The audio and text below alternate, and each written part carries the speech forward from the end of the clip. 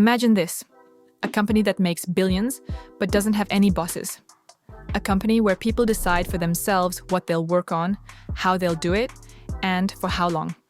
A company that's repeatedly ranked in the top 100 best places to work in the US. You might not have heard of it, but you've definitely seen its products almost every day. We're talking about the Gore-Tex brand, known for its waterproof, breathable fabrics. Or more precisely, about the company behind it, W.L. Gore and Associates. The company was founded on January 1st, 1958, thanks to the boldness of Bill and Vive Gore. Looks like they were the kind of people who actually start new lives on the 1st of January. In their 40s, with 5 kids, they took the risk of leaving stable jobs to chase their dream. Their inspiration came from this unique material, accidentally discovered in 1938 by Roy Plunkett. You probably know it as Teflon. So what did they make? A cable. A regular cable. Well, not exactly regular. It was coated with that Teflon and turned out to be useful for almost everything, from plumbing to supercomputers. This seemingly simple cable became the foundation of their business for a whole decade. It was so reliable that it was even used in the Apollo space program to help humanity set foot on the moon. By 1965, the company had grown to 200 employees. It was then that Bill decided to introduce a unique management system and completely abandon the traditional hierarchical structure. Why? 2 reasons. First, he noticed that as the company grew, its efficiency and productivity started to evaporate. Second, he had prior experience to draw from. Back at DuPont, Bill had observed how multidisciplinary work groups operating outside the rigid hierarchy successfully tackled complex challenges. Bill believed in the natural human ability to solve problems creatively, and that people would achieve more in the right work environment. That's how they came up with a structure, without formal bosses. Everyone was called a partner, and leaders emerged naturally, based on the support they earned from others. He called it a lattice organization. Over the following decades, it became a model for other businesses. By the late 1960s, the company was thriving thanks to the success of its Teflon-coated cables. They expanded to Arizona, Scotland, Germany, and Japan. But the real breakthrough came in 1969 when Bill's eldest son, Bob, tackled what seemed like an impossible challenge. He needed to stretch Teflon by 50% to fulfill a rather ambitious order. Slow attempts to stretch the material failed. In frustration, he gave the rod a sharp yank, and voila, it worked. The Teflon not only held up, but became softer, stronger, and gained entirely new properties. And so, a new material was born, combining strength, breathability, and waterproofing. Its potential was practically limitless: clothing, medicine, technology, and more. How could you not make billions from that? Gore quickly filed for a patent, and by 1976 they had begun mass production of the Gore-Tex brand. It revolutionized sportswear, medical implants, and even space exploration. This material accounted for more than 80% of their revenue at the time, and remains the backbone of most of the company's products. By the mid-1980s, they had become a global corporation with 29 plants, 4,200 employees, and nearly $300 million in annual revenue. Even after the founder's passing in 1986, the company thrived. In 1990, they lost their patent rights but retained key technologies. 3 years later, the company had over 40 plants, 6,000 employees, and $700 million in annual revenue. Gore didn't stop there. In 1996, the company set a record with 89 patents, and the following year launched Elixir guitar strings, which quickly dominated the market.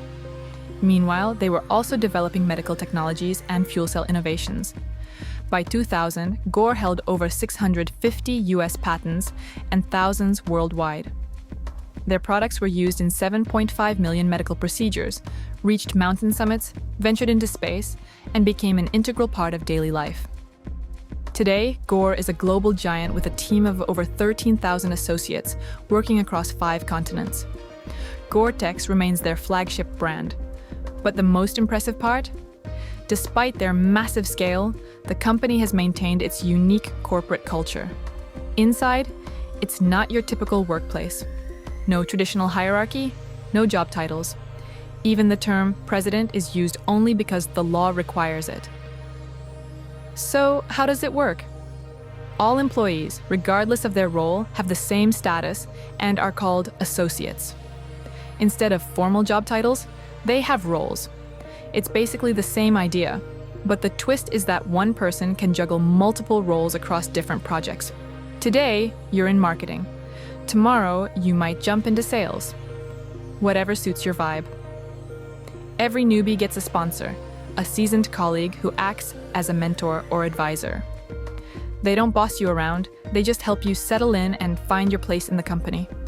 Leadership mainly emerges naturally, based on experience, skills, and tangible contributions. Teams set their own plans, and each member takes responsibility for their tasks. Communication is built on a lattice principle. The goal is to simplify interaction, eliminate unnecessary barriers, and cut through bureaucracy. The company's philosophy is based on 4 key principles: supporting each other, fairness, keeping promises, consulting colleagues before making decisions that could harm the company's reputation or stability. This approach has made Gore one of the 100 best companies to work for in the US. It's hard to say what played the biggest role in their success: their unique structure, their products, or maybe both. But this system doesn't always work.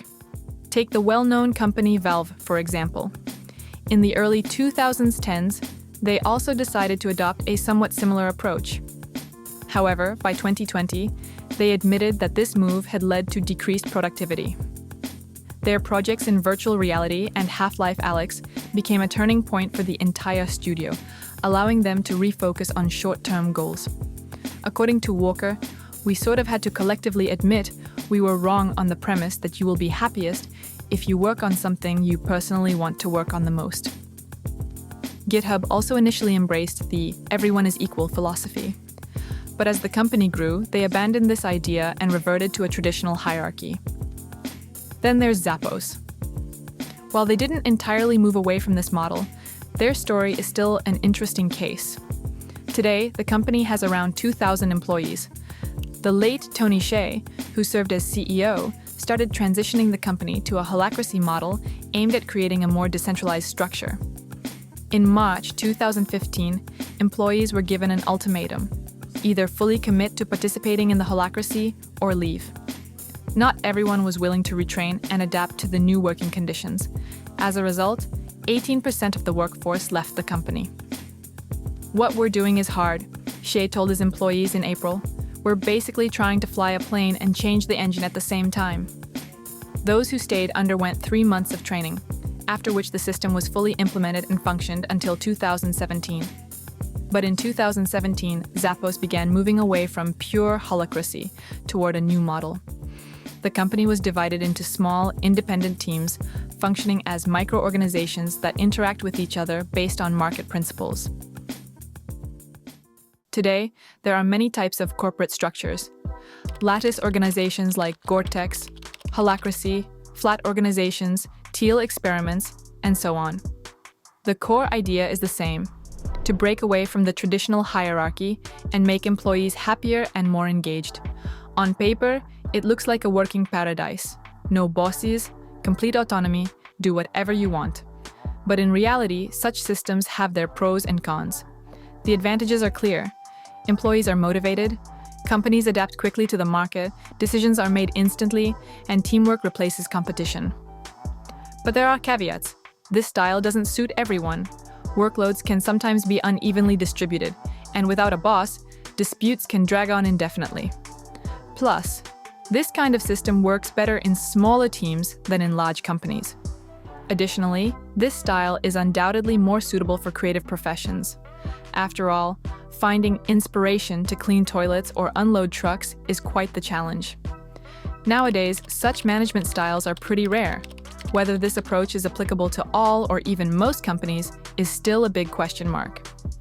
Personally, I think these guys approached the question of corporate management far more creatively than Kirby ever did.